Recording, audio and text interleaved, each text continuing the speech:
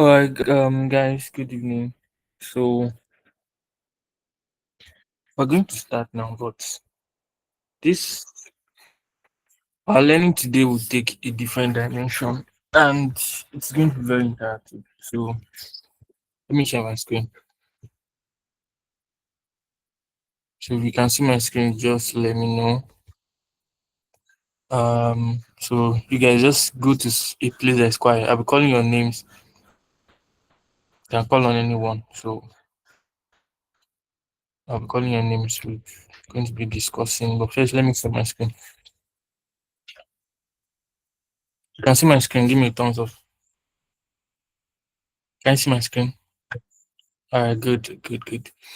So who can tell me what we did uh in our last breakout session? Can tell me what we did. You have to unmute your mic. Just give a brief summary of what we did.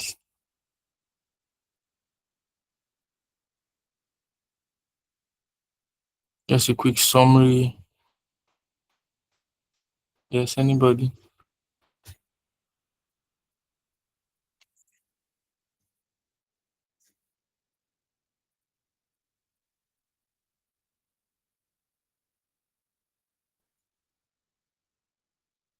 I'm waiting on. I'm sure most of us here were in our class last week. So just talk to me. Feel free. It's a safe space. No matter what, even if you are wrong, we'll correct you. And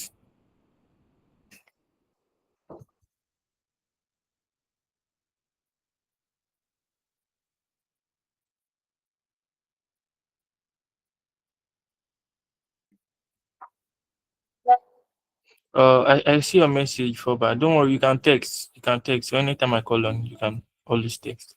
For those that are free, you're in a quiet place, unmute your mic. Or do you want me to call names?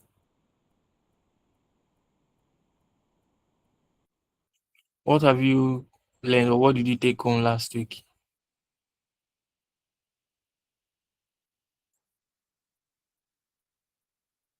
I'm waiting for you guys.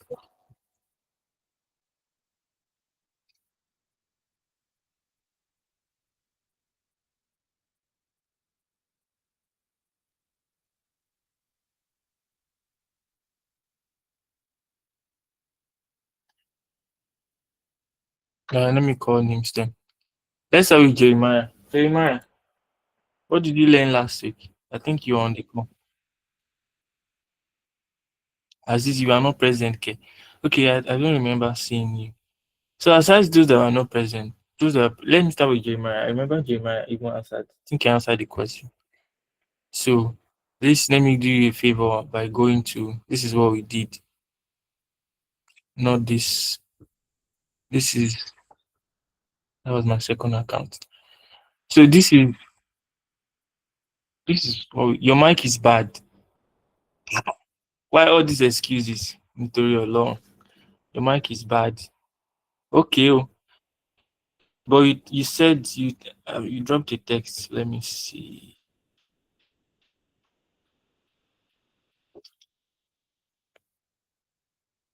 Mm, you worked on a fintech data set. Yeah, that's what we did. But that was not the topic. We talked about you guys are not encouraging me. What's going on? We did a whole lot last week. We did Windows function. Who can just give a brief summary?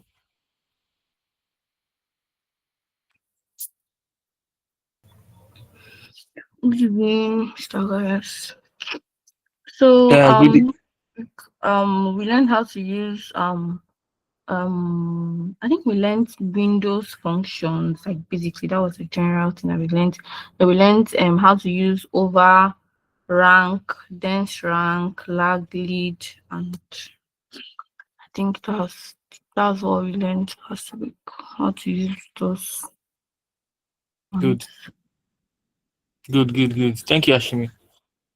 So we did Windows function. We learned how to use rank. I explained how to use the over and partition, how partition works with order by, and how you use it with lag It's just right here. These are the codes we wrote last week. And we have how to, this was where we did some data manipulation. I talked about date trunk. Now, let me not go for that. Let me call on, who else is on this call?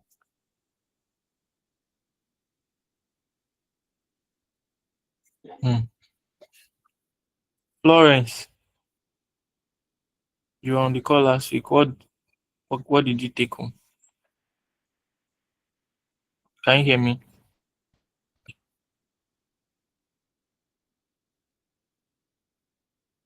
Everybody's just silent. Like, what's going on? Are we not enjoying SQL? Florence, don't jack. This is serious. Benedict, help us out. Benedict, help us out. Let me go back to the, so you can see and have an idea. So, what did we from last week? What did you guys learn? What did you learn, Benedict?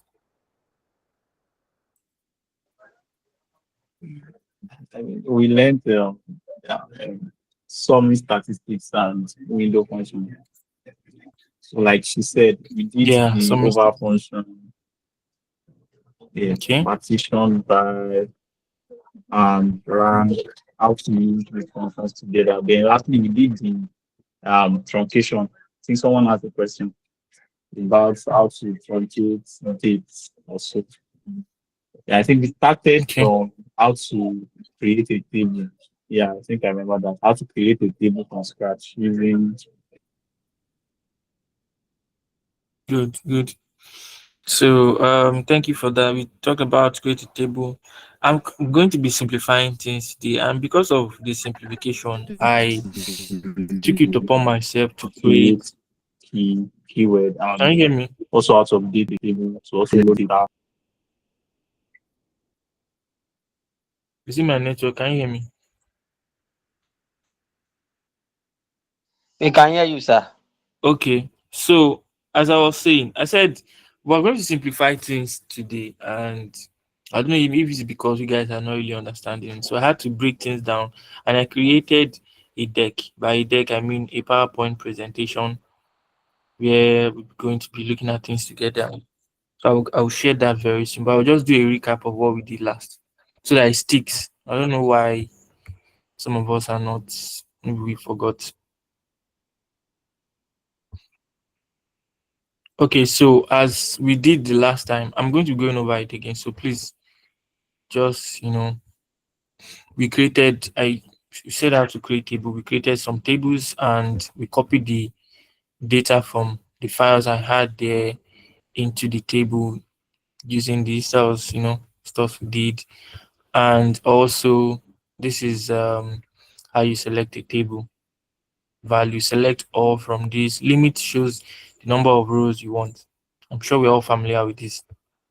So that's by the way. Then we talked about using the over Windows function. I said over gives a running total. I was expecting that keyword. Let me bring this down so you can see it very well. So over gives a running total. I said if you just call over, what you will just be seeing is a sum total, just like running total, just sum total of everything at the side. It's I talked about the differences between the over and the group by, if you remember. Then also talked about this where I said over and partition is running total here as I was saying. Then you can order it by anything and it orders it. You can also call the order by here. And what this does is this over partition does is that it gives a running total. Like if you see 80, here is 80, but here is 221, here is 31. It adds up this plus this. It's called, if you are doing statistics or you use Excel very called, you can use cumulative, like a cumulative, like running total. Yeah, something like that. So if you just think about over and partition by, or order by, it's sort of giving a running total. Then we also talked about ranking. I said ranking, it ranks it from the list. You can see the rank here 1, 2, 3, 4, 5. It is start from the highest 1, 2, 3, 4, 5. When is encounters another high number, it starts from 1 again, and blah blah blah blah blah. So that we also talked about the lag and the lead, lag differences, summing, subtracting this minus this. We talked about that. And then data manipulation. I said you can change upper cases. We played around with this, if you remember. Where upper means like changing everything to upper cases. So this upper name here is showing this substring rather. Substring is show me values, show me strings one, start from 1 and stop at 7. So this nickname, what it's doing is in the name column, it's starting from, if you notice, this is, let's use Elizabeth as example. If you count, you see 1, 2, 3, 4, 5, 6, 7. So starts from 1, stops at 7. So it's like cutting it. It's like cutting it. If I change this to 3 and I run it, it only give me the first 3. So that's what substring does. While string cleans the extra spaces, you can see the first 3 letters here. String cleans the extra leading spaces, just like what we did in Excel. Then we talked about date trunk here. But what I will just add into this class as part of the recap, if you remember in our last class, I was trying to find a way that we could just get this as quarters or as years instead of writing it as, if you remember, those that were active in the class. Now the statement for that is not you can use date trunk when you want to see just truncating it, but you can the better one to see it as grouped by year or whatever you want is date part. So don't forget this date part, date part. So if you say date part and year, comma that's where do you want to part it, transaction date, and I want it to come out as a column name here. I want the sum of amount as total amount, group by year, order by year, whatever. So you can see it coming out here. If I change this to month and I change this to, okay, give me as month, then group it by month, order it by month too, order by month. You will see if you do control enter, you see that it groups it. You see month 1 starts from December because I'm doing descending. You get, so if I do ascending and I do control enter, ascending will start from the smallest. So you see 1 is January, then till December. So that was for last week. But this week, how many are we on this call? 12. Okay.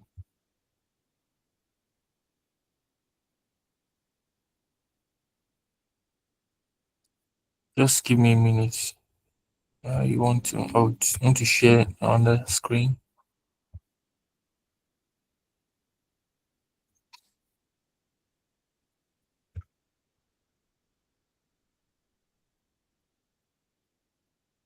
Just hang in there, guys. Just hang in there.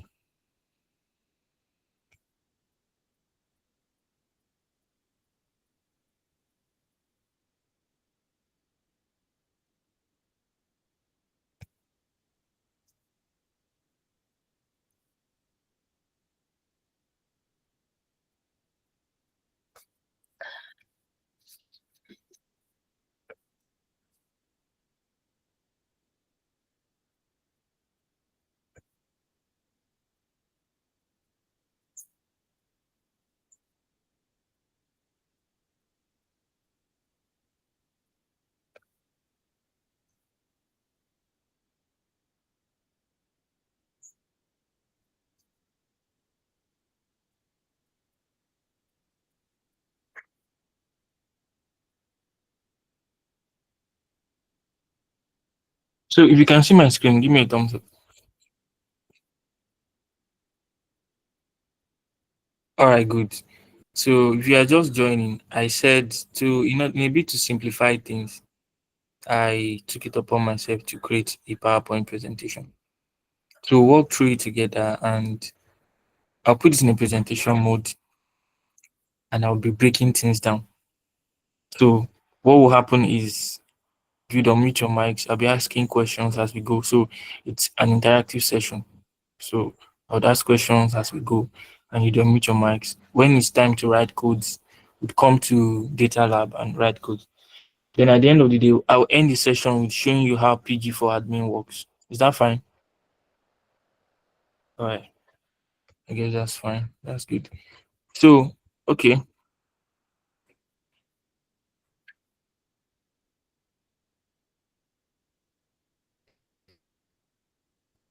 Um, if you can see my screen in full screen presentation mode, just I can't see your thumbs up. So just someone should unmute and tell me.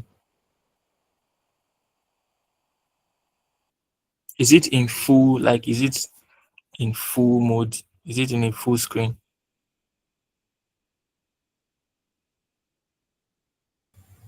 Yeah. No, it's not in a full screen. Okay, it's not a full screen. Okay.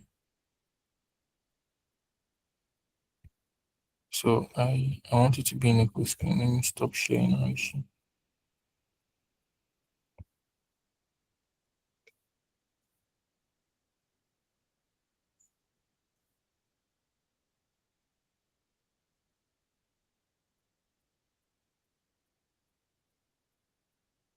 How about now? Yes, it's in a full screen now. Good. All right. So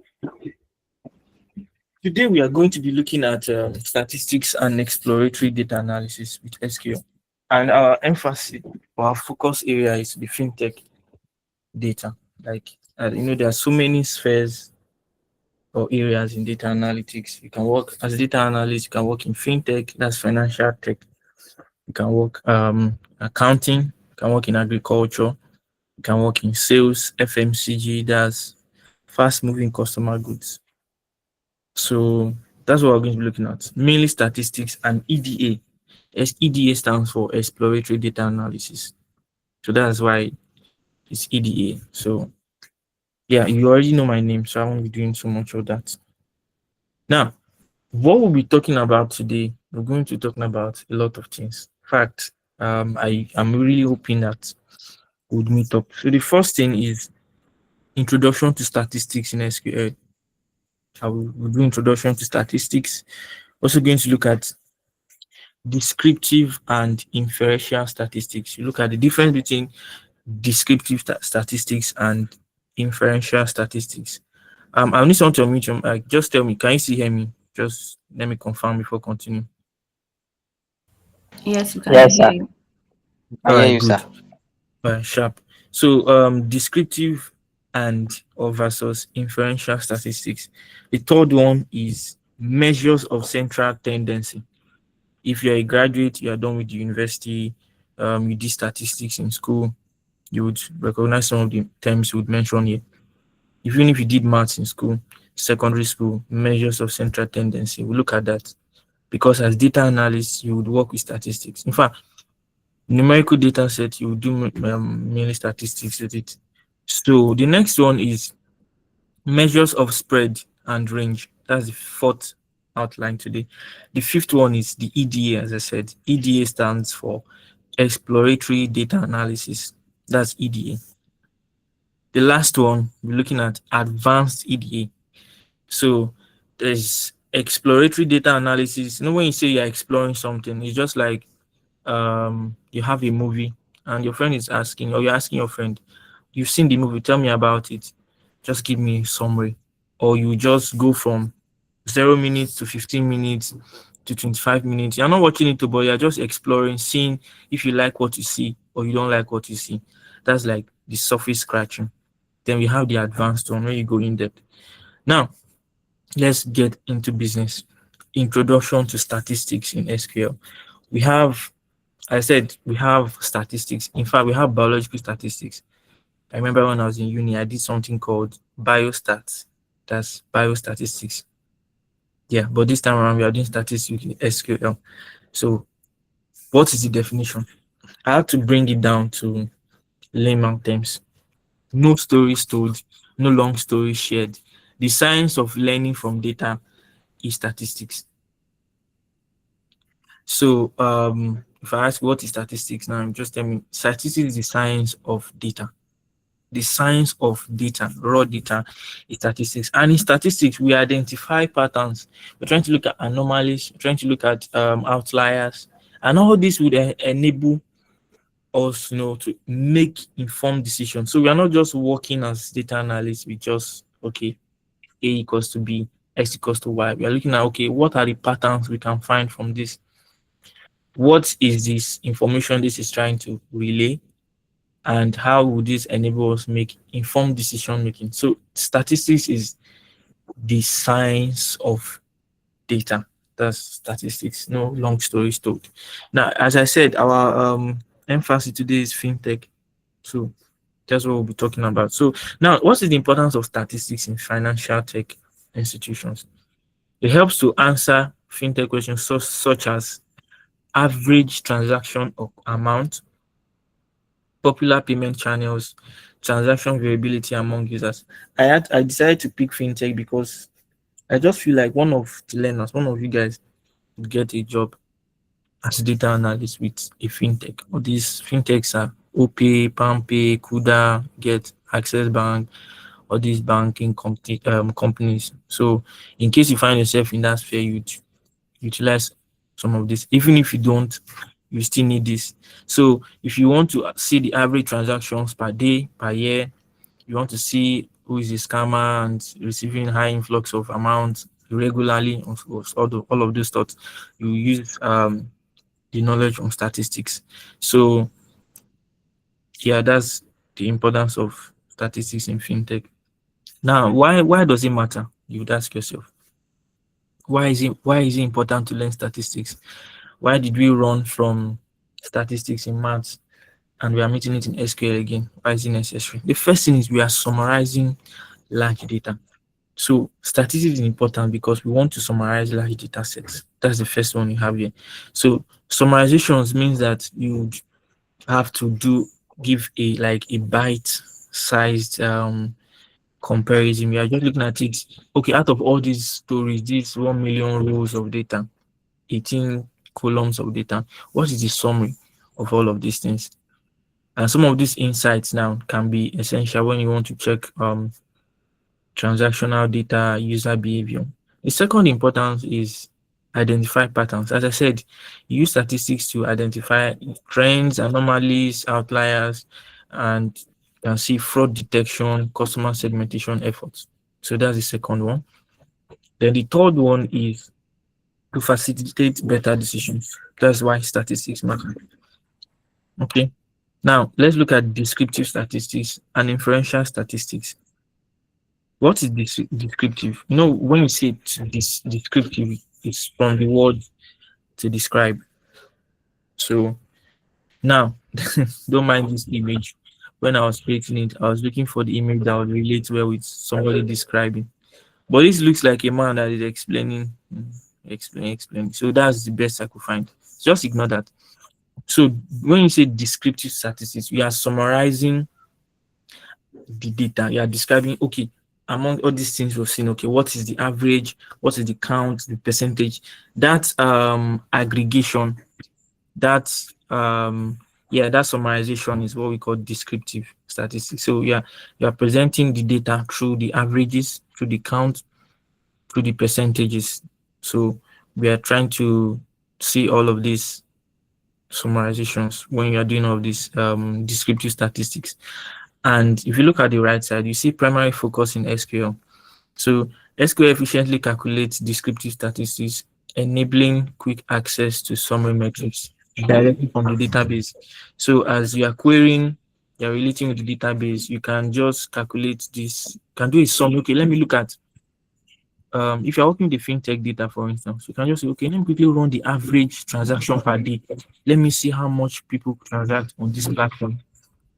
So that will really help you to get an overview. That's descriptive.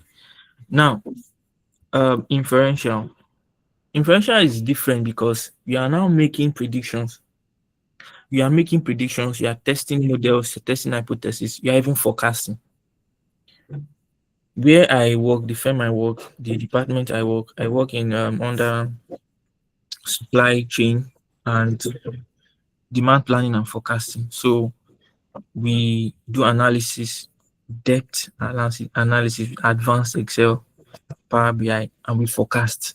We can do sales forecast maybe till 2020, 2029, 2030, but we have something called um, um, mid-year, intermediate, and long term. Short term, intermediate, long term. So forecasting for short term is maybe 0 to 6 months. Mid term is like 12 months to 18 months. Yeah, you get. Then long term is like years, 3 years, 5 years. So all of these forecasts is what we call inferential statistics. We are predicting outcomes. Do you get? That's how weather forecast works. From the name itself, you see it's weather forecast. You are predicting the weather. How it works is based on the model which they've created. It's not like they know the rain or they can read the weather. It's based on historical trends. So a predictive or sorry, an inferential statistics will not really be potent without historical trends. You get, so you can only model future trends with historical trends. For instance, if I have the data from 1900 and every day from 1900 or every January 7th, for instance, every January 7th, it rains in Lagos from 2 p.m. to 4 p.m. Out of the calculate how many January 7 we've had from 1900 to 2025. If you calculate it, that's about 125 January 7th. Do you get?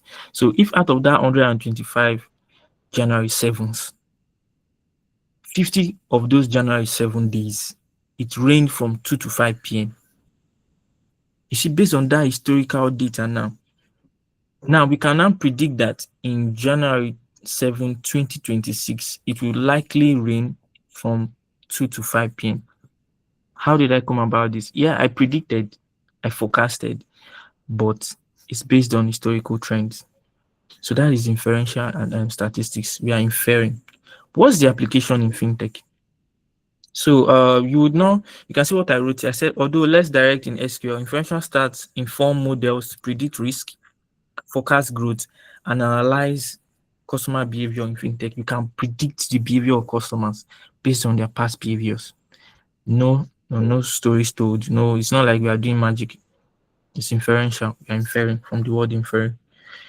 Now, the next one, what is the interplay? What is now, by interplay? What we are really doing with statistics in fintech or wherever you find yourself.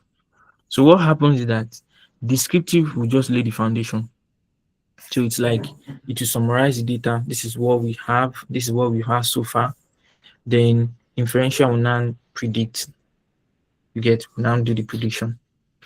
It will enhance your decision making by combining both fintech companies gain a comprehensive view to drive strategic decisions and improve and make operational improvements. So it's just like the two go hand in hand. Descriptive will describe, okay, the data you have on hand, summarize it for you, you get insights, while inferential would make predictions and forecasting. Measures of central tendency. We'll still write some codes, we'll do some, but just stay with me. So measures of central tendency. This is where you start seeing the mean, median, mode. It should sound familiar to you. So the first thing is, let's look at the mean.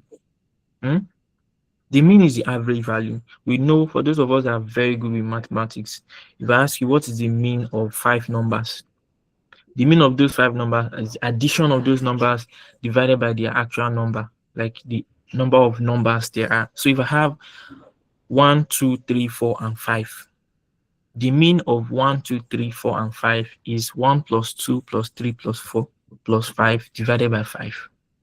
5 as in 5 numbers. Do you get? So mean is average, short form, average.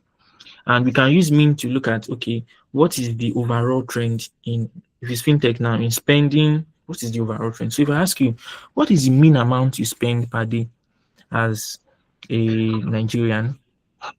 But I'm asking for the average.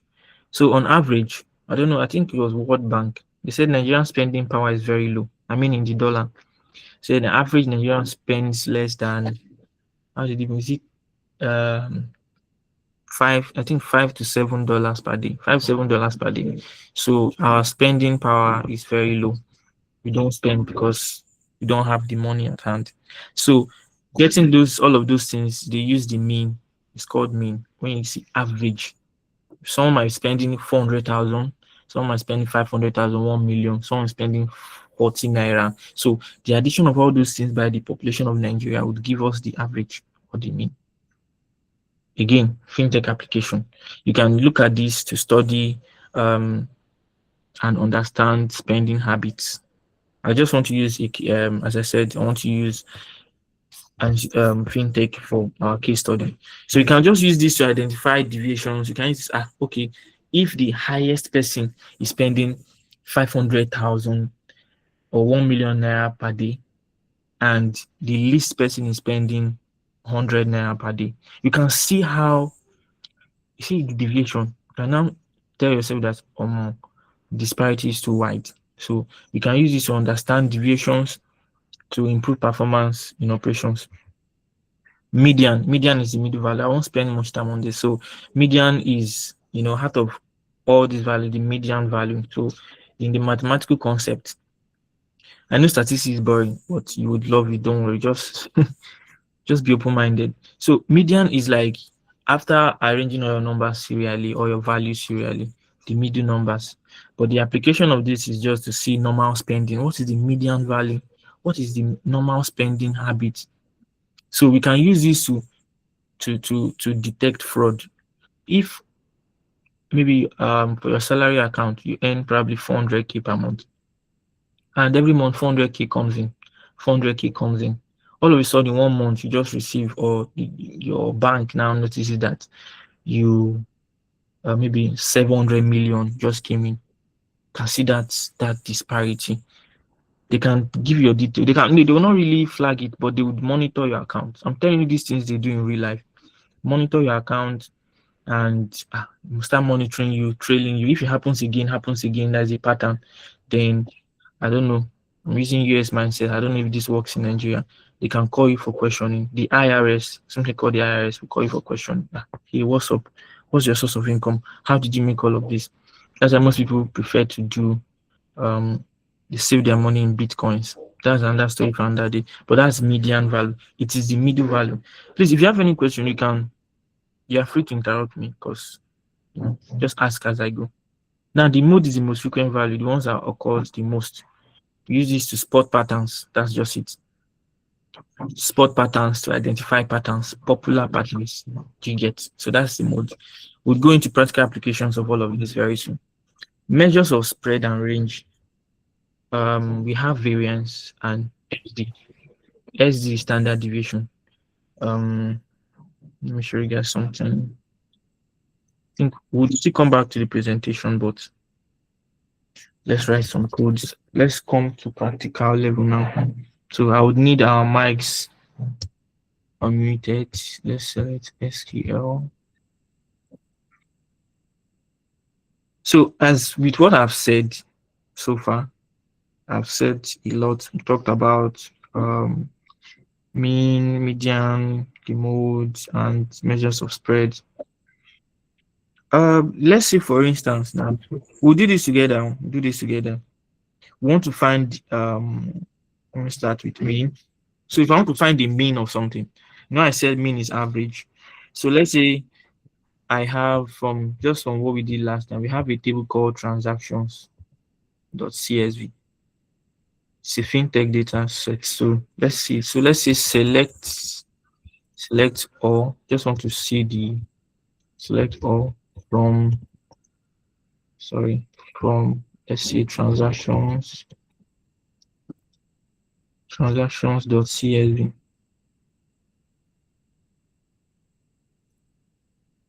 Transactions.csv. So let's see the table and let's work with some. So look at the table, investigate the table yourself. So we have cancel this. So we have the transaction ID, account ID, merchant ID, amount, currency. Sorry, give me a minute. We have currency, we have transaction dates, status, device.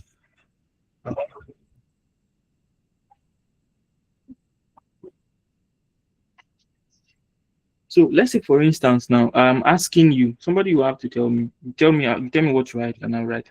Imagine someone is asking you, what is the average transaction amount? What is the average transaction amount? So how do we do that? Who can help me out? We are coding together. We are writing these queries together.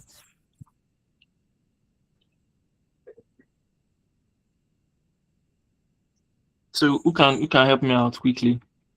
How do I write, or how do I find the mean transaction amount or the average transaction amount? Can anybody hear me? Where is code? What's going on?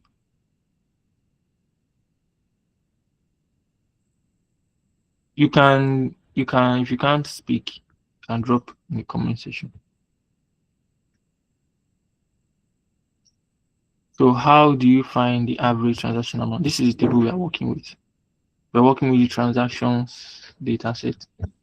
So probably um your boss comes to meet you and says, what is the average transaction amount that was successful? Let me make it harder.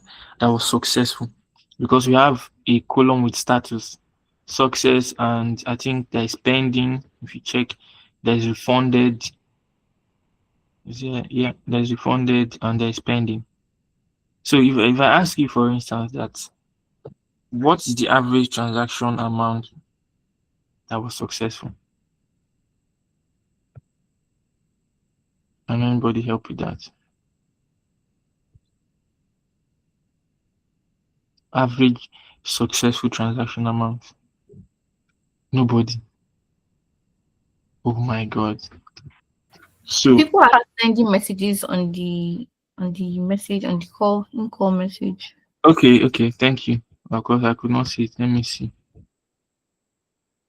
Oh yeah, Jeremiah Kendi, select average amount. Hey, where have you guys been? That's good. I'll select the average transaction amount and group by currency.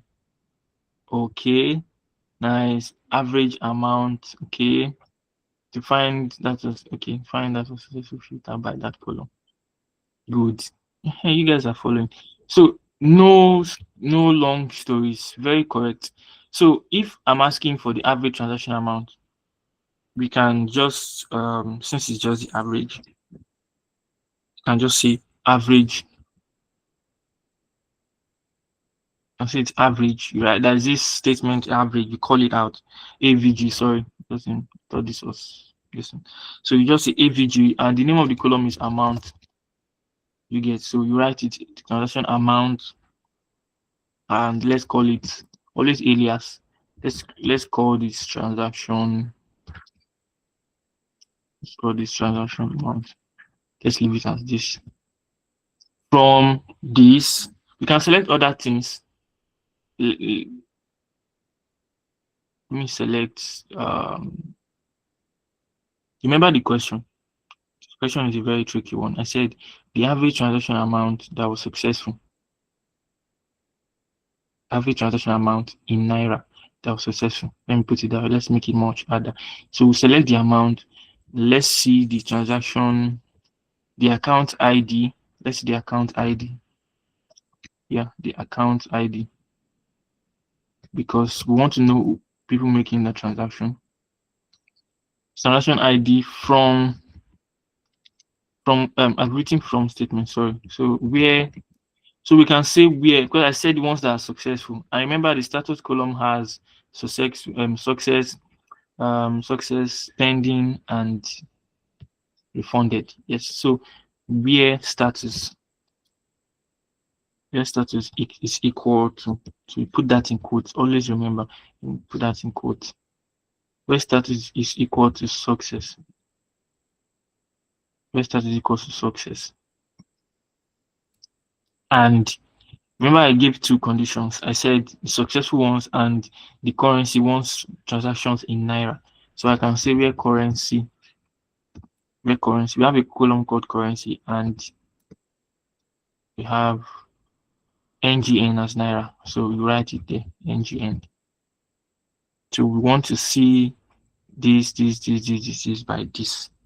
So what this would tell us now, if you run it, what this would supposedly tell us or show us. Sorry. So I think there's a problem somewhere. We should make a group by.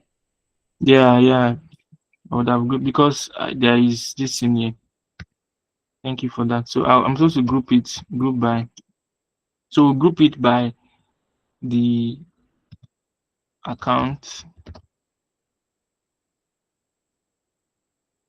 Let's group it by the account ID, and yeah, see what we have. Let me take this down. So at the end of the day, you're going to have the index, which is numbering. We have the account and transaction. But I want to see the ones with the highest. So what would I do? I would order by. Order by what? What am I ordering by? Order by transaction amount. This one here. Transaction amount. Yeah, then let's see it by. Then you can close your. You can always use that. I think that's a semicolon. Use a semicolon to close your codes or your queries. So at the end of the day, we can see the highest. The highest is this guy 10. Is it okay? 1090 is the highest. 53, and it's remember it's in Naira. But I want to see those that successful transfers or transactions in dollars. I think that one is USD. So by the time you run it, you're going to see that. Remember, 1090 was it's 1014. So that alone, you can see the average. Do you get? For the median, remember that. Let me create a new cell for this. Let me create a new cell. Let's do median. You might ask that, sir, how do we do median in SQL? How do you do median? Now let's let me look for a question. Let's say you want to find the median value now of this particular transaction. This one we just did now. What you do is quite different. You say select for amount now. You select. You say percentile. You say percentile count. Percentile count. Then and put in this 0.5 within group. Then I will explain all this. Just hanging and call this as median transaction. Then from transactions CSV. Then you now put a where statement since you are looking for.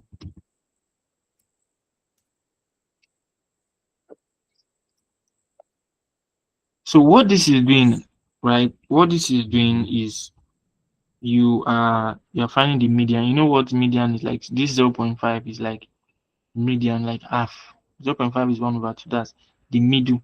So you're doing percent. You call this guy here. This is percentile count. Percentile count within the work group. These two goes together. Percentile count. No. Percentile contribution. That's count within this work group. The amount. So it will come here. You write it together with. This is how you get the median. Alien sits as median transaction, and from here, from this is supposed to work now. Percentile contribution. Did I get the spelling? Okay, pere. Sorry. No, pere. So from what we can see here, the median value is 138.415. So that's the median value. So the median shows the middle transaction amount. It's not affected, less affected by unusually high or low values. It's just middle transaction amount. So that is the median. So all of this stuff I was saying here, yeah, I think this was. Have we gotten to median? Yes, so I said it here. So median provides a picture of normal spending. So the normal spend, just like the middle amount, middle transaction amount. So that's how median works. Then let's go to the mode. Mode is something that we already know, but we don't know that is mode. Mode is just like the frequency of occurrence. Am I right? So if I want to calculate the mode of frequency, you would see what would that one. When I write it, you guys would recognize it. So for the mode, you just write select. If you want to find the mode, you can select the amount. We can select. So let's find the mode, for instance. You count. Mode count. So we are counting all and we are calling it frequency. Let's call it frequency. From where? From transactions tab. Transactions. No. Transactions.csv. CSV. Where? No, sorry. Where? Okay, let's since you are looking for successful application, where status is equal to success, we together. So yeah, then we can go ahead to, you have to group it because we want to see the frequency of each amount occurring, because you're looking at the mode, the amount that is the highest occurring, we together. So group by frequency. No, that's not correct. Frequency. Okay. Let's descend it. Descending, and let's not limit it. I wanted to limit to 10, but okay. So something like this will show you. Oh, group by amount. Sorry, that's a mistake. So I'm supposed to order by instead, not group by.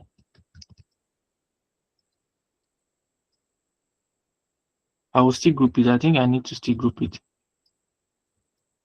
So let's write a group by statement here. So let's say group by. Let's group it by the amount. Let's group it by the amount. And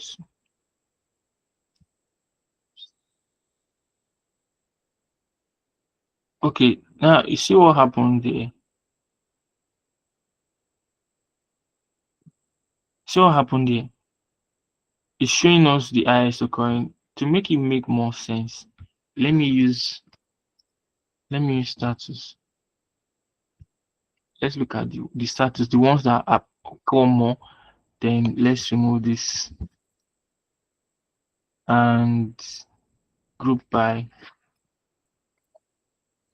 status, order by frequency. Yes, let's order by frequency. So look at, just watch what will happen here. So what is happening here is that we have the number. So we can even see the mode. See that successful transfers or transactions occur 1064 times. Failed 51. You now start to investigate. Why are we having 49 failed, 51 failed transactions? What's going on? Is it as a result of network? Then you dig deeper. This is why all of this is important. You can look at 49 refunded. Why? What's going on? Why are 35 or 36 still pending? So all of these insights you get from like what I was saying, from descriptive statistics. So we can go further and drill down. Do you get? So this is for mode. You just count the frequency. This mode is much easier. The ones that I would say you guys might not be familiar with is this median. to just learn is you use percentile that's percentile contribution. If I change it from 0.5 to 0.75, it's no longer median. Now it's like the it's no longer median I'm looking for. That's like, how do I put it? It's no longer the half now. It's like 5/100, which is you get 75/100. So it's no longer the median 3/4. But for me to get the median itself, you always use percentile contribution as 0.5. So yeah. So that is for the mode. That is for the mode. Now let's go back. Let's go back to this here. To cover this, measures of spread. Let me quickly just do standard. Let me see.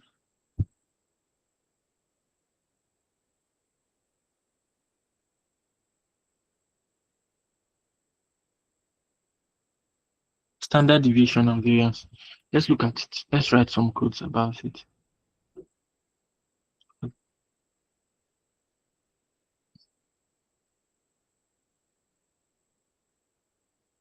Okay, now when you say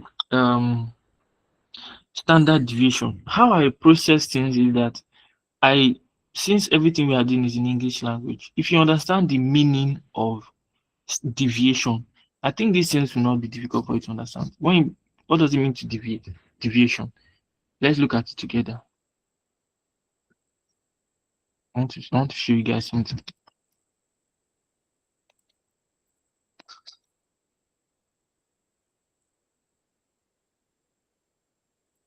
So look at yeah, well, we're doing this together. Let me just take this. So standard deviation of a random variable sample statistical population is the square root of its variance. This is even more complex. This is not what I'm looking for. Yes. Is a measure that quantifies the amount of variation or dispersion of a set of values. If you understand that, just give me a thumbs up. Should I explain further? If you understand what I just said, give me a thumbs up. If you don't understand, give me a thumbs down.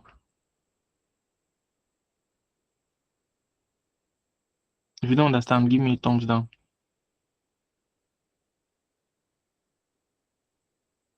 Okay, I think everyone understands. Okay. Now you are looking for how the values are deviating from each other, the highest to the lowest. So standard deviation, how these individual points deviate from the mean. So we are looking with respect to the mean. If the average transaction per day is probably maybe $1,000, and you are having multiple values with 5,000, and we have some with 0. So we are trying to look at how they deviate from the mean. Also looking, you see it's this bell-shaped curve.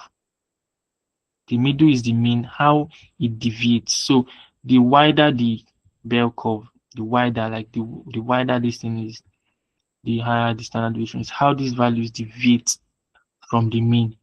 Are we together? So to do that in this, if you are asked to find the standard deviation of the amount of you get in this data set, what you just do is you say select, you use okay,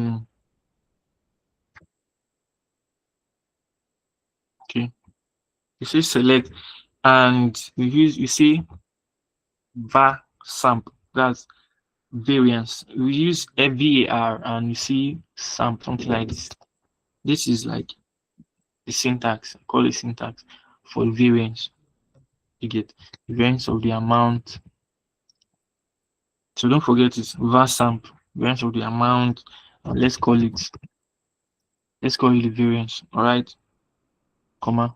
Let's also see tab. Let's see the standard deviation. Standard deviation is STD dev. That's standard deviation now. This is what you use. You see STD dev and sample. That's the standard deviation of the sample. And what's the sample? Amount. That's what we're looking at.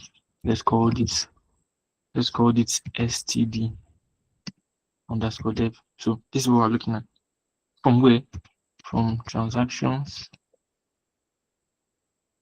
So CSV.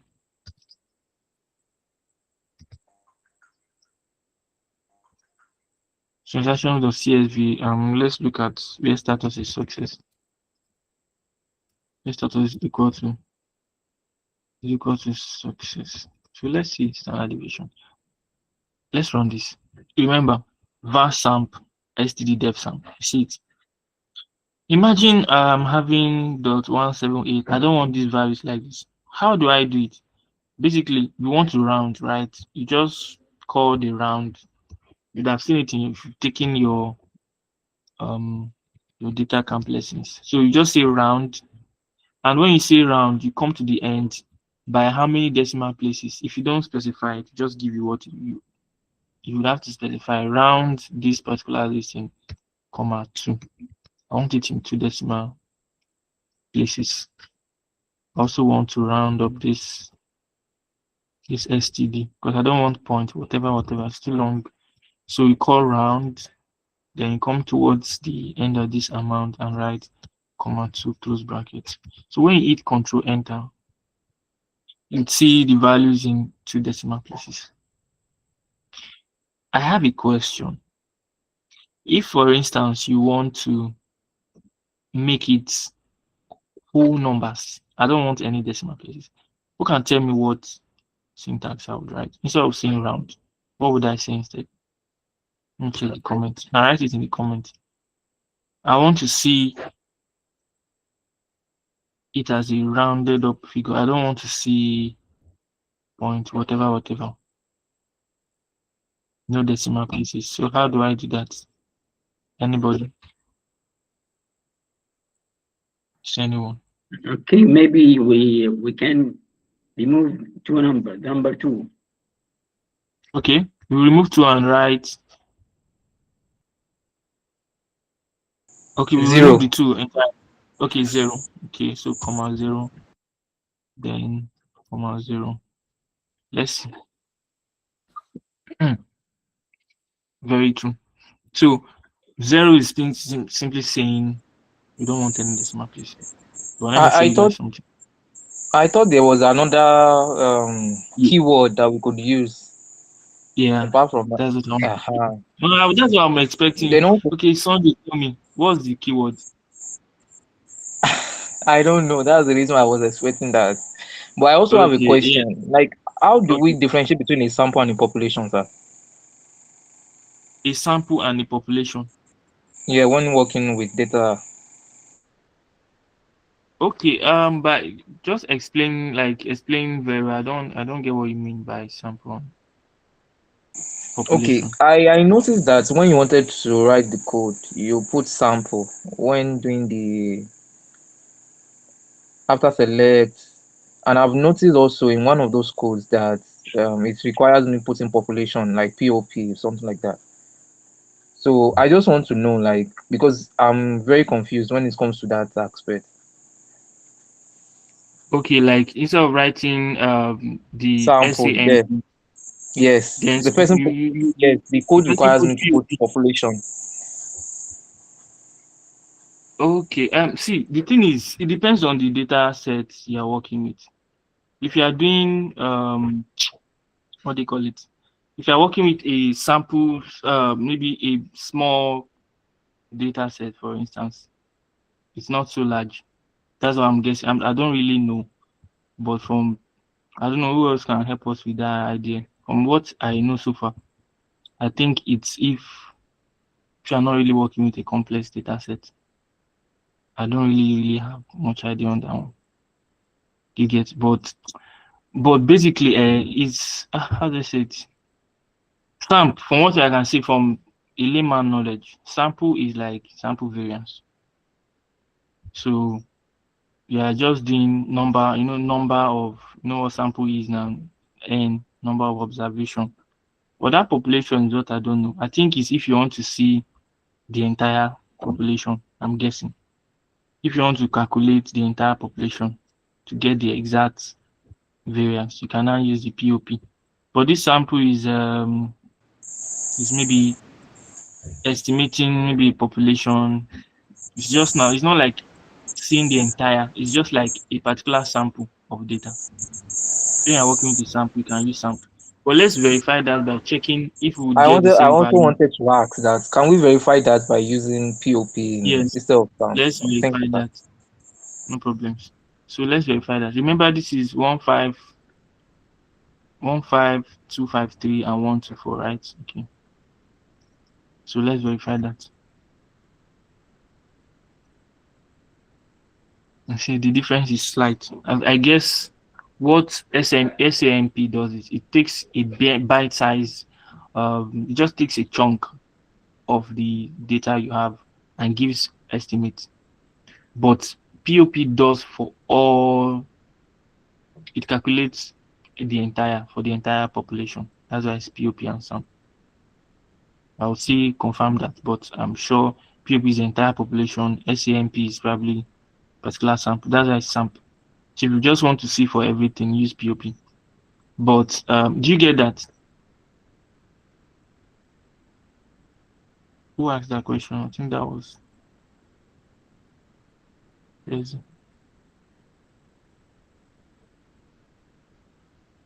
It's not on the call again. Okay, so we are saying something about the rounding up.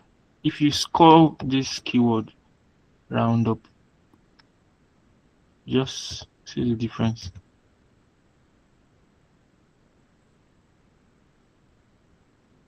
Doesn't work. Oh, this is not Python. Shit. Oh god. There's a way to round up does not exist. These things are just very annoying. So basically what this is just doing is rounding up, by decimal places, zero decimal places, one. But I want to see something like 1 5, maybe 1 5 200, something like 15,200. Round up works in Python. I don't know what. Let me try. It can't be rounded. Let me just give it a try. Is it rounded? It's not rounded. I'll still find that out. But it's round I usually use. But I'm looking for a way to put this as whole numbers. But let's continue. That's not our emphasis today. But just remember that for variance, it's VAR. If you are just looking for a bite size, it's SAMP. If it's for the entire population, use POP. That's population.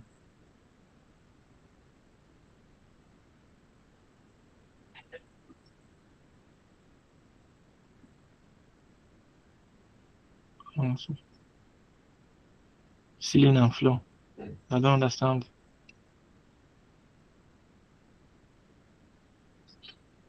Okay, so let's continue. I think we should go back to our slides. We need to go to EDA so that we've done this. Let me go back to my presentation. Yeah, good. Let me remove this.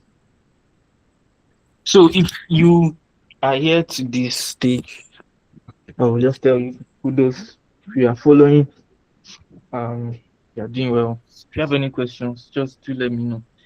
So we'll continue the presentation, and the next thing we'll be going to is min and max. All right, please, if you can hear me, someone should just unmute your mic and tell me. Can you hear me?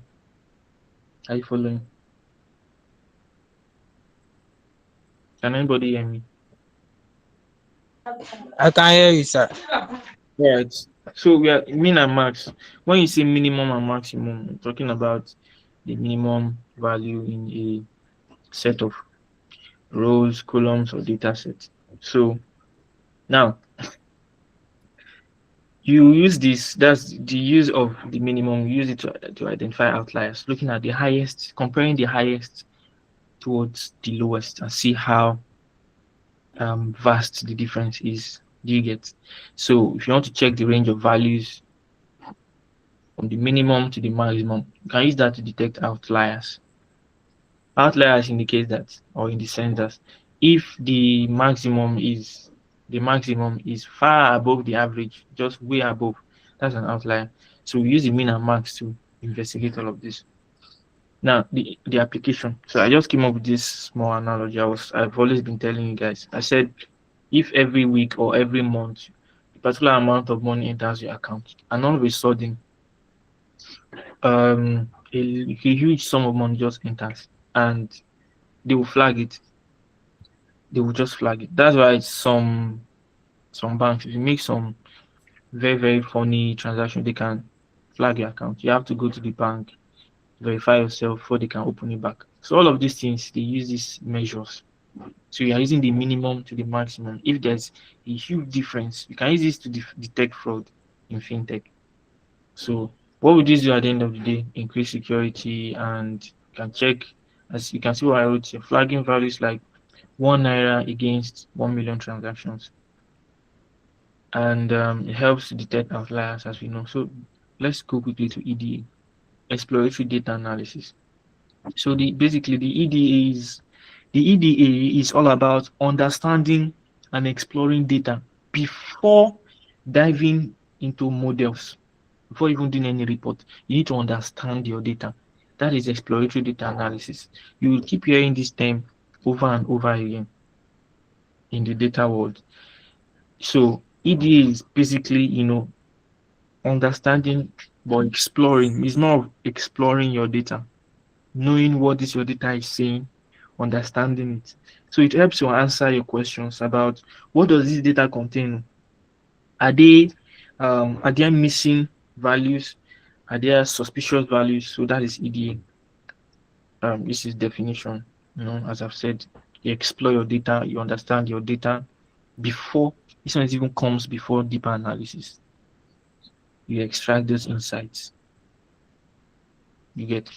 So that is EDA. Now, the essential EDA steps, that's what we're going to next. So there are some steps you take when you're doing EDA. Please let's take notes. This is very important.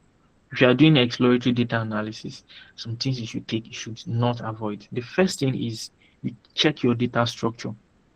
You have to be sure that, you have to be sure, yeah, that you understand what data is relaying and the format it should be. You cannot be having maybe you're working on Excel or Power BI or whatever, and your amount column is text. That's the format. You have to change the format, the data format. So you just take a sample of the data, look at the structure, look at the content, how large, the number of rows, so you know what you are dealing with. That's the first thing, is checking your data structure. The next thing is looking at missing values. You have to find, are there nulls in my data set? Are there missing values? Because at the end of the day, all of this will help you to make your analysis very accurate. So you need to identify nulls. And if there are missing values, you don't just drop. I think it was during Excel classes I was telling you guys, if there are missing values, you don't just drop. If there are missing values in a column, you don't just drop the values or the rows like that. No. You only drop if the missing columns or missing values, the missing rows is 0% of your whole data. And it's not even all cases you drop. So you need to check all these things. So this is EDA. The next thing is you now discover unique categories. So you start listing distinct statuses, channels, simplified data, showing variety. So what you're just doing is that you are just you are in the phase of discovering, okay, what are the quick insights you can discover, what are the metrics you can quickly look at. So that is EDA. You're exploring the data. And these are the group summaries. So this aggregation benefits, you can just, for instance, if you're working in a country, or like as we did success and status column, where we have success, pending, and failed or refund, all those kind of things. So you can easily look at, okay, why is this failed? Why is this? So the aggregation really help. That's why it's aggregation benefits. The practical uses, as I said, you uncover trends in behavior to just give you a quick overview of what the data is saying. Now, to advanced EDA, which is, we have the EDA, as I said, exploratory data analysis, and this is the advanced one. Now, when it comes to advanced, we are now detecting outliers. So Detecting outliers, basically identifying the anomalies. As I said, what are that critically low values, critically high values? All these small, small irregularities, something that is away from the usual.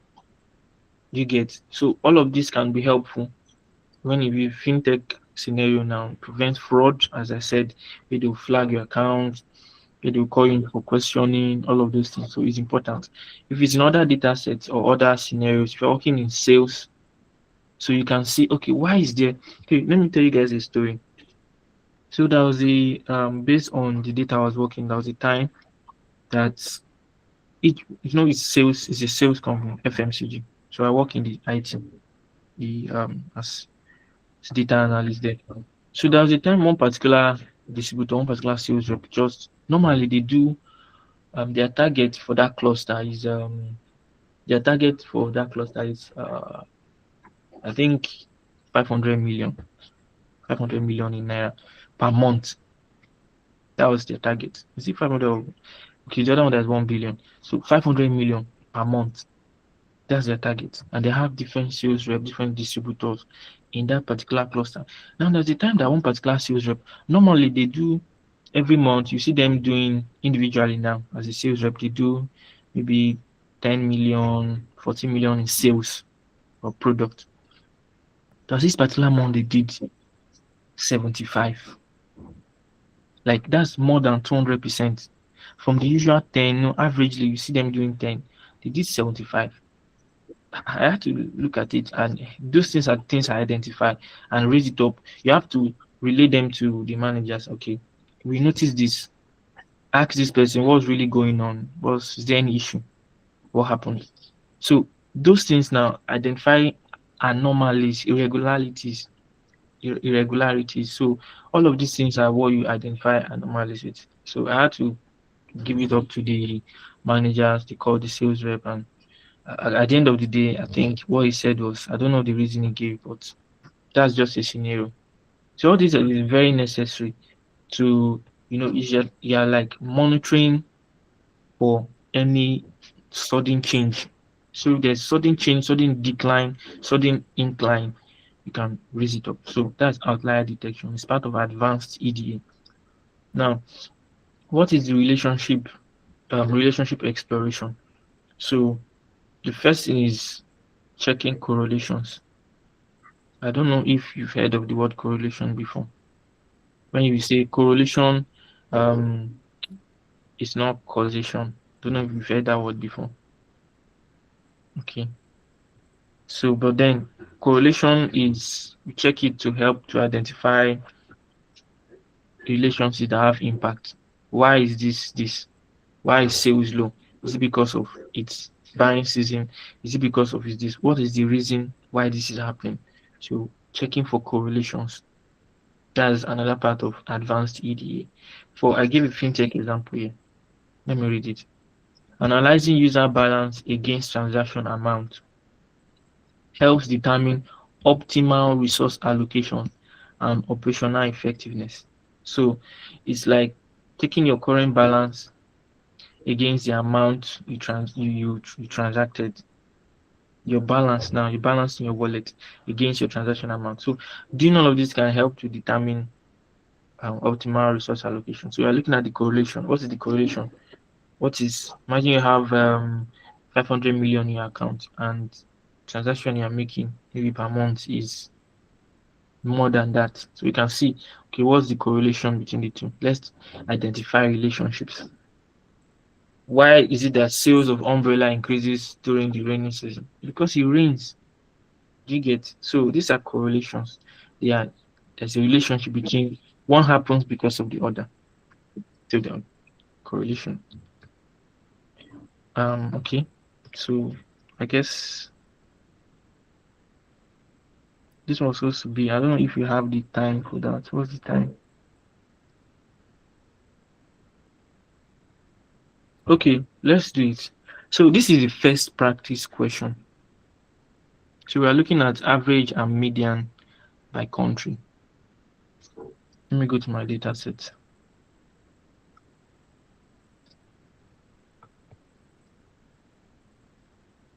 I hope you guys are ready, because We'll do this together. Nobody should leave me hanging. I'm just coming.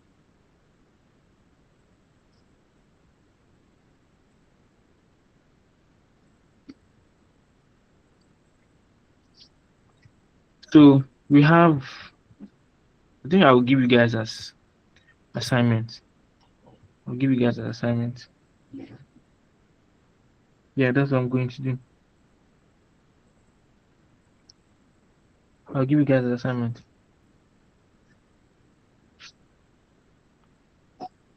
I'll give you a hint. I'll give you an assignment. I'll tell you what you do. I can also send over. I'll send the slide if you want. I can send in the slide, and this thing can be shared. This particular this queries I've written can be shared. I want to just show you guys something. Let's copy this and go down.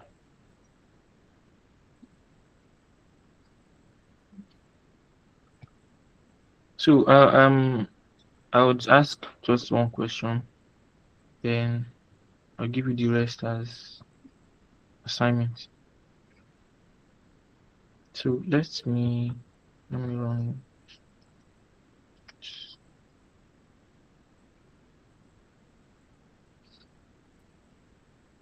This is my user table, okay?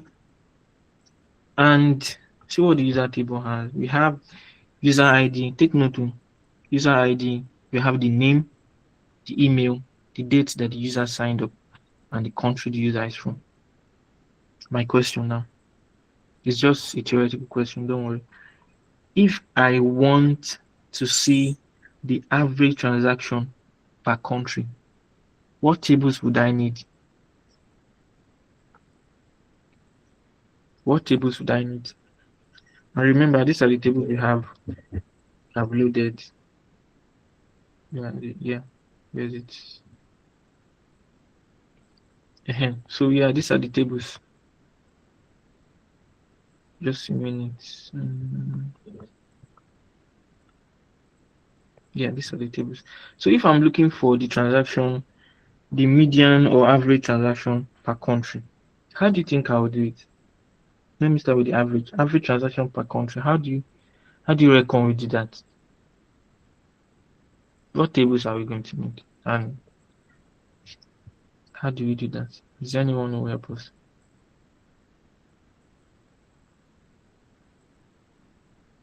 Is there anybody? I think we'll do it percentile count 0.5, then we'll group it by country. Yeah, but what tables do you think would need for the question? Because I'm looking for the average amount by country. What tables do you think would need?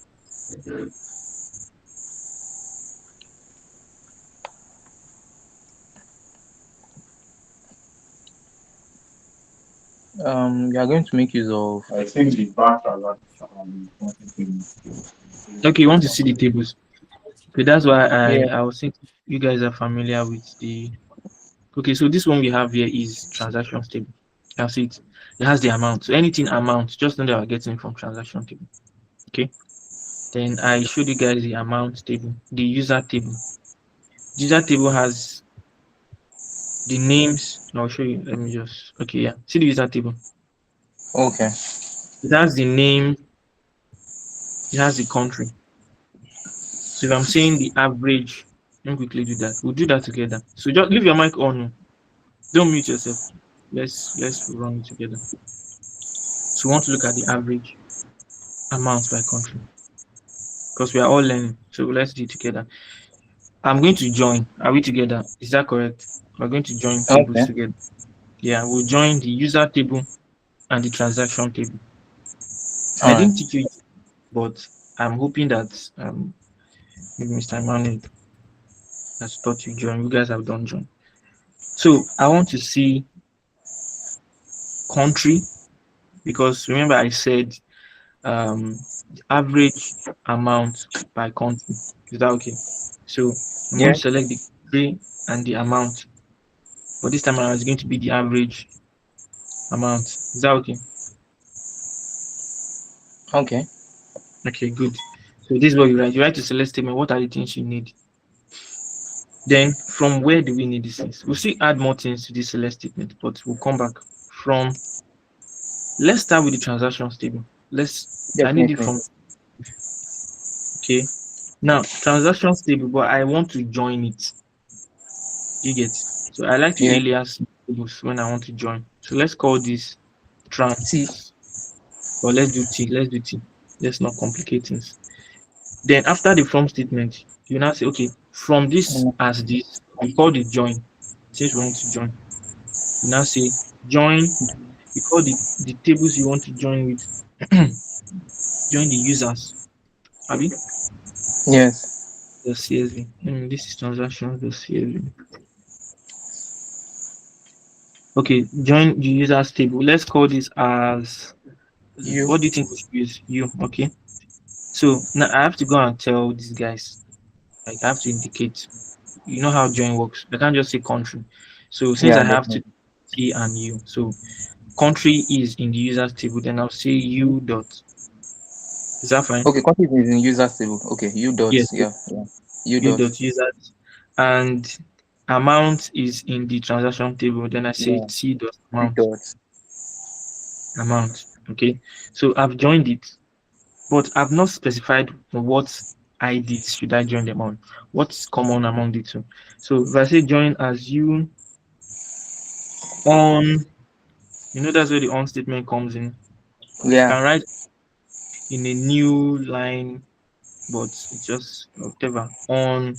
Then you say T dot because we don't longer have transaction table. We'll call that new transaction table T now. So T dot account. What do they have in common? Okay, let's investigate.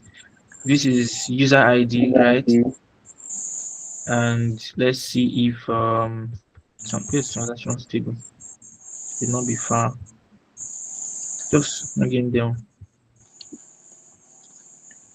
transactions table. It's at the top. Okay, no, this is not the full table. Okay, so this is the transactions table. Do we have the user Okay. ID? Let's investigate. To the left.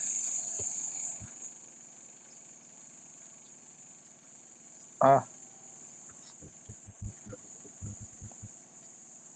Do you see what's happening here? yeah. There's no user ID, right? Yes. Now, let me show you guys something. This is the user ID in here. Yes. We have this is the only thing that has ID in the user table. You see, user ID. Now the question is, what other tables do we have? Remember, um, we have the users, account, merchants, and transactions. Let's see if the account table, this account table, whether it has the user ID. Do you understand what I'm trying to do? So that I Yeah, would yeah, now yeah. join What the join table. them together? Exactly. So that's why I wanted us to do it together. So let's bring out the user table, the account. So let's quickly want to see why is this thing lagging? Okay. So we want to see what is in the user table. Let's just confirm first before moving ahead. So let's write the statement. Just now, just select all from accounts to CSV. So let's see what is in account table. If you look closely, you see that the account table has user ID. Yes. So we can see what we'll do here. We'll join the account table to the user table. Then Okay. join the account table also because account table has um Accounts ID. account ID. So let's get to work. Let's work on this one. So this is what we're going to do here. We are we select this from this join users. We say join instead of saying join users, we now say let's say coming. Sorry, just to let's say join accounts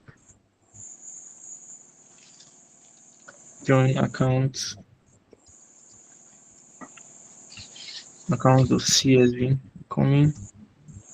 Then you say on. So I'm joining transactions to accounts now because transactional ID has the user ID, has the account ID. You get Yeah. so on T dot account ID is equal to is equal to then when we say T dot account ID, then we say let's say accounts. Let's call this as A. A. Okay, is equal to A dot account ID. So Yeah. we're not done with the join statement. So we'll see Yeah. join. I will now Join join the users. We say users dot user CV CSV. CSR. Let's say And users dot CSV as you yes. on A dot user ID because the user ID is in the account table. So I'm just Yeah. plugging these three tables together. Yeah. Is Equals equal to u then dot I will now u call u dot u dot. You see the logic here now. So we'll say u dot user ID all together. So that's that. yeah. Then I don't really need to filter for where status is success, but let's do it. Let's see successful transactions where I can't just write status here because I've already given all these table names. But since I'm getting status from transaction, I'll say T dot, you see it, T dot status is equal to, then I'll say success. Yeah, success. Let's order by, I can't just say country because I want to see country. I have to call where is the country from. Country is in the user table. So I'll use you the country. So let me group by. So it's the group by because I want to group it. So group by u dot country. Let's close this. So at the end of the day, we've been able to see the average amount by country. See what happened there. And I plugged in three tables. Country, I Wow. have the country, and I have I think alias this. Let's call this as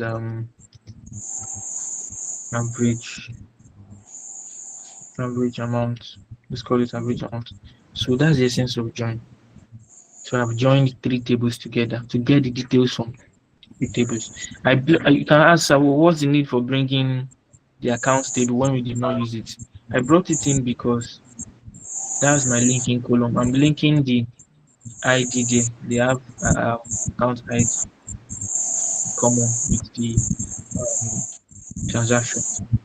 So you can see if I also want to round this up because I don't want all this number of decimals, I can just say round all of this and give me in 0 decimal places.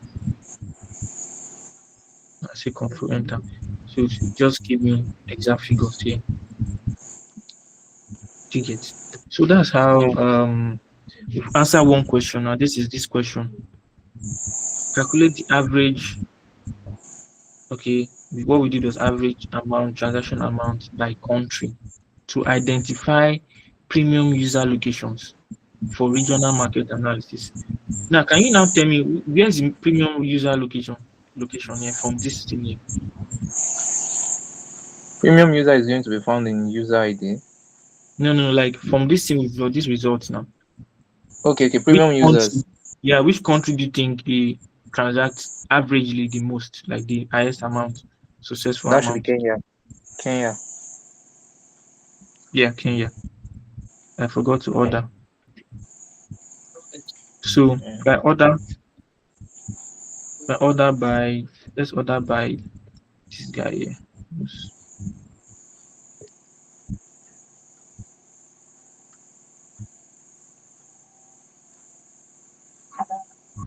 See how it works. So SQL is not hard. It's just knowing. Oh, It's just the understanding the language. yes, I made a mistake there. The semicolon that you put in, Yes, yes. yes. I'm supposed to Yes. cancel it. Thank you. Yes, yes. Okay. So if you understand what you want, if you know how to use the correct codes for it, SQL will not be difficult for you. So we can see that Kenya we have more premium users from Kenya because apparently they are doing the highest successful transactions. The same vein, if I want to do median transaction now, the median transaction here, do you know from here, from just here, what I'll do is add a comma. I'll add a comma. Remember I told you about median. I'll do it again here, but just to remind you, I said percent count, Yeah. percentile count. That's count Count is like distribution. Then I specify 0.5. 0.5. That's to show me this to show me sorry to show me the I need the median. Yeah, I need to 1/2 half of it. So I'm going to say within within what group. If you remember what I was saying, I was saying that you say what would you want to that's within group is like where do you want to call this percentile on? Remember I want to call it on the amount. So I'll say while doing that, just order it. I've already called order by, so I can ignore that, but let me just add that. Order by I can't just write amount, I'll say T dot amount because it's on the transactions table. And what do we call it? Let's call this median, say median, it's called median amount. Median,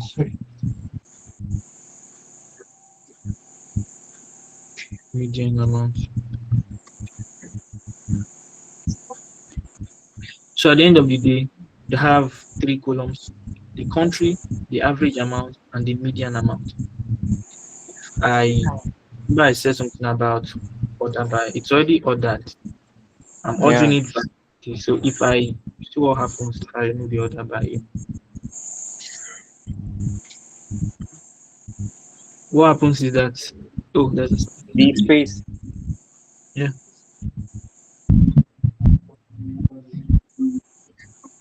Still throw up an error. Apparently that order by you have to order it there. Yeah. Yeah. The group by goes with the order by.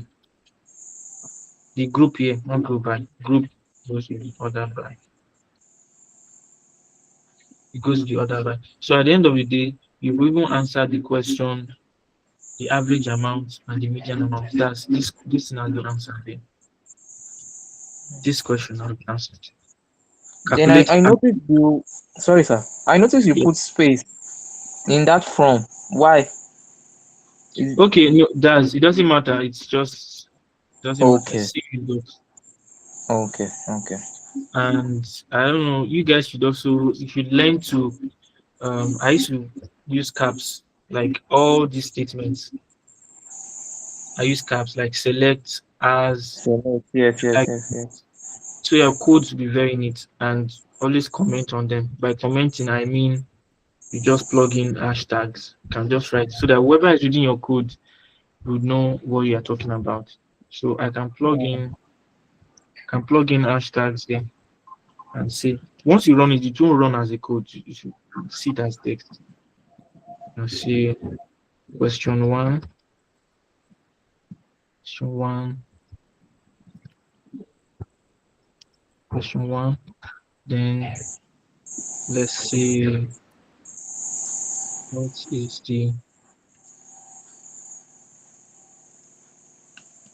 what is the average? Is that what we're looking for? What is the average in the median amount of successful successful transaction transactions by country. For instance, always comment on your you get always comment so that it doesn't see it as a code. You get so that's for question one. Then the next question is this. I'll give you guys assignment top merchants by volume, high value users, channel distribution, and this is so basically that's um that's the end. I don't know if you guys have any other questions. What do you have any question? Anybody has questions? You can mute yourself now. Thank you very much. So any question? Is anybody no any concern, any question? So you can refer me back to any slide you feel like I should explain. And we'll Yeah, start sorry, that. you talked about correlation recently. Okay, yeah. Yeah, what is it basically used for in database? Correlation. Okay, so how do I explain this? So what one thing you would know is that you need to understand what correlation is. So me, I used to understand what correlation is, the meaning I mean. So when you say something correlates, it means there is a relationship. So correlation in data analytics is basically measuring that relationship between two variables. We are measuring the relationship between two variables. So um let me use okay. Let's use this scenario for instance. We have it rains, it rains like this rains and people are suddenly telling, or maybe raining season, people are suddenly telling you that, oh, I have cough, I have kata, I have cough. You call your friend one, I have cough, I have kata. Friend two, I have cough, I have kata. And you start asking yourself, why is this? Why is this pattern? What's going on? Everybody is suddenly sick, having kata. You tell yourself, what's the cause? What's the relationship? And you start telling yourself that could it be because it's raining, the weather everywhere is humid, you get. So you're trying to find the correlation. Correlation is like relationship. So, but then remember that correlation is not causation. Correlation is not causation. The fact that two things have a relationship between them doesn't mean that one led to the other. I'll give you an instance. Most recently, I think that was 2 months ago, I was privileged to work on a project with some of my team members like that. It was a project and we're working about corruption index. I don't know if I've shared it with you guys. So we're trying to look at educational factor. We looked at income level, GDP capital, to see how these things affect corruption in countries. The fact that there's a relationship between them doesn't mean that they caused corruption. For instance, if we say Nigeria has low education, like low education index, that's people are not educated, and you start saying we also have low GDP per capita, but we are now the most corrupt country, for instance. There is a relationship between these two, but it does not mean that low education, low GDP caused this. So if there's a correlation, it does not mean there's a causation. So correlation is just like measuring relationships. All these stories I'm saying is just measuring relationships. So we have two kinds. You can look at the positive, the negative. That's positive is when one is, causing this other. When one is, let's say, directly proportional to the other. Then negative is when one leads to the reversal of one of the other. You get so if you go to deep statistics, there's something they call correlation coefficient. There's one symbol like that. Correlation coefficient. I don't want to go deep because statistics is actually boring.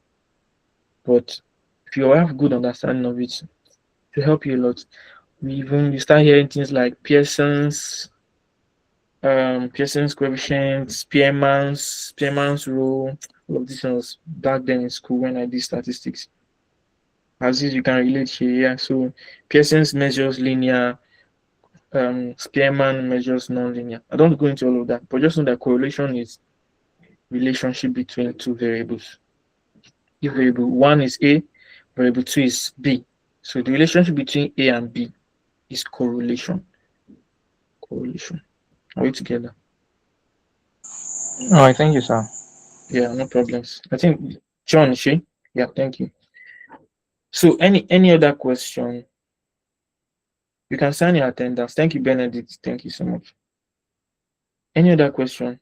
So let's ponder on these things. What do I say? I will drop on the Discord channel. I will attach the presentation. Here's the presentation. This should be it. So I will attach this presentation for your use. You can go on your own, study them. I prepared it. This thing took me almost 7 hours. So prepare. I said prepare. Learn them. You can use them to rehearse all we've done today. I might not be doing every breakout session. It's tiring, but then I had to do today's one. So I'll send it to you tomorrow on Monday. Sorry, tomorrow is Sunday, right? I'll send it before Monday. I'll send it. I'll send the assignment alongside, and I'll send these codes so that you see all the codes we've written, and so you can go on your own digest. Why are you clapping? Why is everyone clapping and laughing? So you can see all the codes and please study them. Please study them. So there's this analogy I used to tell some of my students. Imagine you are a baby. Just imagine you're a baby. Or you have a baby in your house. And for 18 months, 6 months, 7 months, 18 months, your baby did not leave his cradle. Was just stuck there. He did not learn to walk. He did not even crawl. Did not do any, not practice, nothing. He just stayed there. Do you think at age 7 he will be able to walk? Yes or no?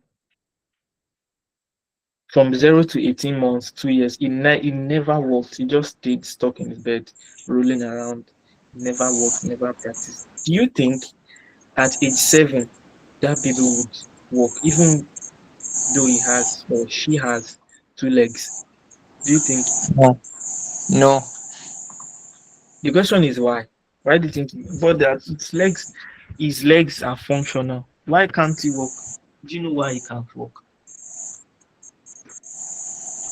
Yeah, because practice somehow becomes an unconscious action when it comes to reality.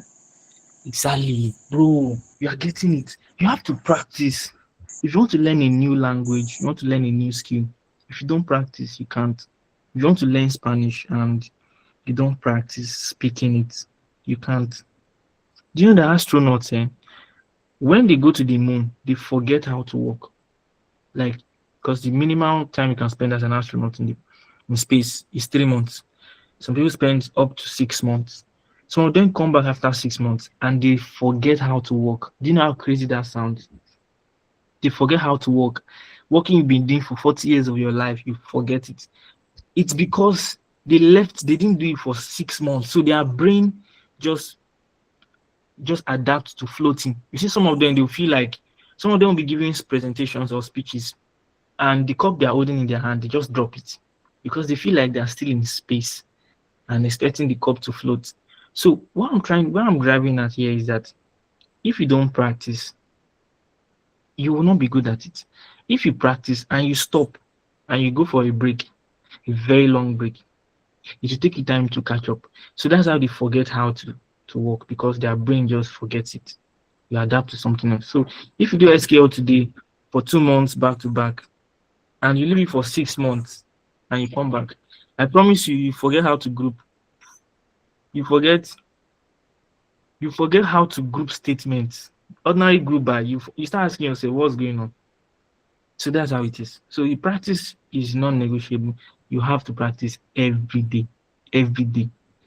Thank you, Shefiat. You become what you do daily. That's just it. So why I'm saying all of this is I'm just encouraging you guys, always practice. Leave tutorials, leave YouTube videos. You can watch YouTube videos from now to 2040. If you don't practice it, you cannot know it. If you watch people do it and you don't do it, you can watch a Spanish movie You can agree with me now. You can watch a Korean movie for 40 years. If you don't learn it and practice Korean, you can never speak Korean. It's not swear. Like you cannot. So watching me do all of these things is very good. You get watching YouTube videos. There's this guy Alex, the analyst, Alex Freeberg. So many of them. There's this Excel guy, Excel with Grant. These are very good people. They're very skilled. So if you don't practice these things, if you watch them do it, you cannot do it. If you want to become a medical doctor now, you're watching surgery videos or surgical videos where that is. If you like watch, but if you don't practice, you can't learn it. So get your hands dirty. Hmm? And just get a data set on your own and practice. Okay, I want to answer these questions by myself. So use all those statements and everything I've done. And yeah, learning never ends. So keep practicing. Okay, keep practicing. And very soon you guys would go towards Python. So imagine you're struggling with SQL. How would you start doing variables in Python? Start because Python is not complex, but some of these things in SQL you need them. You can see me when I was practicing. There's some statements in Python I'm bringing to SQL because everything is just mumbling in my head. But then that is that. Just keep practicing. That's the only way you can get good. You say cause sometimes feels like I'm learning. Yeah, that's it. So thank you very much everyone for the attention, the those that participated. I appreciate you guys. So as I said, just watch out on the Discord channel. I'll send this presentation. Don't worry, I don't gatekeep. I will send it. But don't use it anyhow. You can see I put the AI Community Africa logo there. So don't go posting it everywhere. It's for the community. So I'll send it to you. I'll send the link to this. So what the link will do is the link will come attached with all this data. So you don't even need to import or export. It will come attached. Everything here. If you come to data, I think if you come show data sources. So it's supposed to show. Don't know why everything is lagging, but I will send it as a link. It's shareable. I'll just share it here and allow access so everyone can. So once you get the link, please don't forget. For those that are already leaving, this is important. Once you get the link, this data camp link, you have to make a copy. You make a copy. It's just like make your own copy, just like you're photocopying it. Get your own copy because if you start editing it now, it might affect what I'm doing. Although I won't give you edit access, but what you get it, just come towards file and you see it. Make a copy. So don't forget, please make your own copy. Then you can do any of the questions that you see that I give you. So I'll share the link and everything. So thank you guys. Please, before you log out, just yeah, the recording will be sent. You can see this red dot here. It's being recorded. So immediately I end the call to stop recording. To stop exactly it. So the recording, just watch out in your email. Thank you everyone. And do have a lovely weekend and a lovely week ahead. Thank you guys. Don't forget your attendance. So let me stop it. Thank you, Benedict. Thank you. Been very consistent. So shout out to those that joined early. Foba, Ashimi, Mohammed, Benedict, John. These are people I see almost every week. Every week. Who else should I give a shout out to? Okay, John. You didn't shout out to me. Is that Jamie? Is that Jamie? Yes.